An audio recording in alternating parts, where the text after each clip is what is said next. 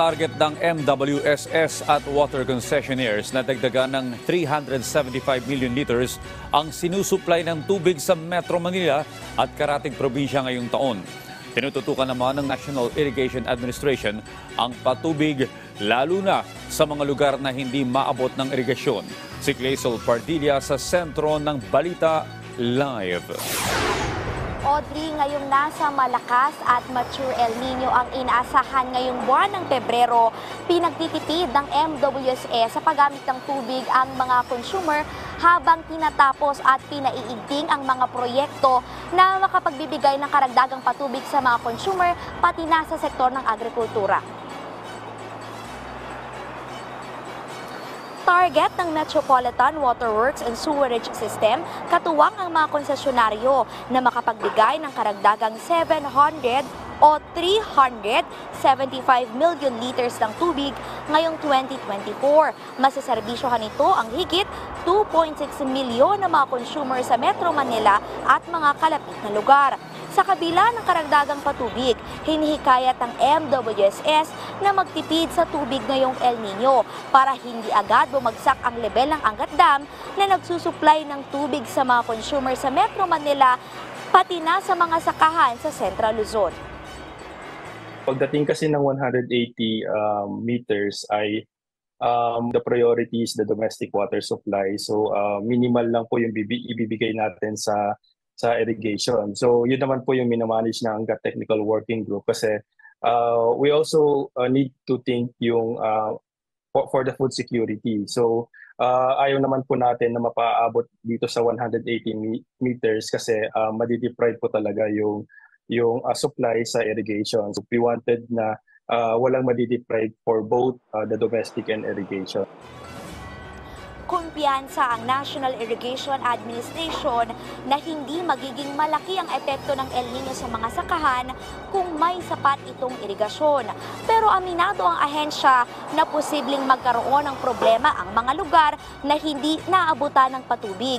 Sa ngayon, higit 1 milyong ektaryang sakahan pa nila ang kailangan ng irigasyon. Yung mga sahod ulan kung tawagin natin, yung wala talagang makukuhanan at kasama po sila sa expansion ng aming services. Pero as of today, talaga, dapat ang talaga humarap dyan yung mga tumulong ng husto dyan, yung ating mga local government unit din,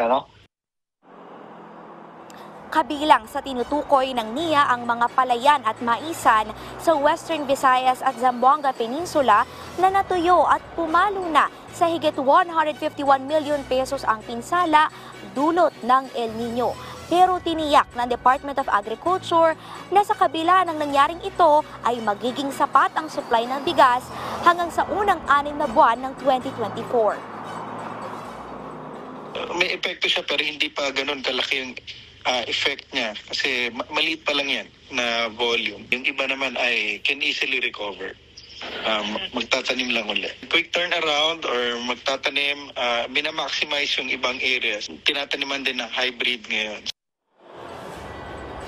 Tinututukan ng DA ang market stability, lalo na't inaasahan pa rin ang mataas sa presyo ng bigas hanggang sa Setyembre. Dulot na rin ang epekto ng El Nino sa pandaigdigang supply ng bigas. Pinaiigting din ng pamahalaan ang kampanya laban sa mananamantala na posibleng gamitin ang El Nino para mag-hoard at magpatupad ng hindi makatarungang presyo sa bigas. Coordination of course.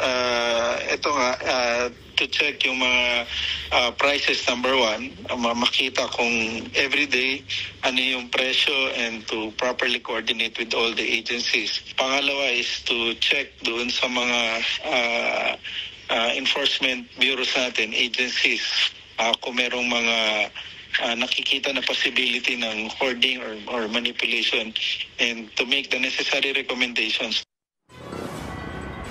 Audrey, mahigpit lang binabantayan ng Department of Agriculture yung posibleng hoarding na karaniwang nangyayari o posibleng mangyari pagdating ng peak ng harvest season. Audrey? Okay, Clay, ano ang plano ng NIA at ng Department of Agriculture sa mga hindi maabutan ng patubig o irigasyon? Audrey, sa ngayon ay 1.5 milyon na ektaryang palayan ang nabibigyan ng patubig ng National Irrigation Administration. At dahil nakatanggap ng karagdagang pondo ang ahensya, ay madaragdagan din yung mga lupa na mabibigyan ng patubig at lalawak ito o may additional 67,000 hectares. Habang ang Department of Agriculture naman ay tuloy-tuloy sa pamimigay ng mga solar irrigation at small scale irrigation. Pero kung hindi na talaga mabibigyan ng patubig yung ilang lugar, magbibigay naman ng mga libreng binhi o ng mga gulay yung Department of Agriculture gaya na lamang ng munggo na hindi masyadong kinakailangan ng maraming patubig. Nang sa ganun ay makakapagtanim pa rin at kikita yung mga magsasaka kahit na maapektuhan sila ng El Nino. Audrey? Maraming salamat, Clazel Pardilla.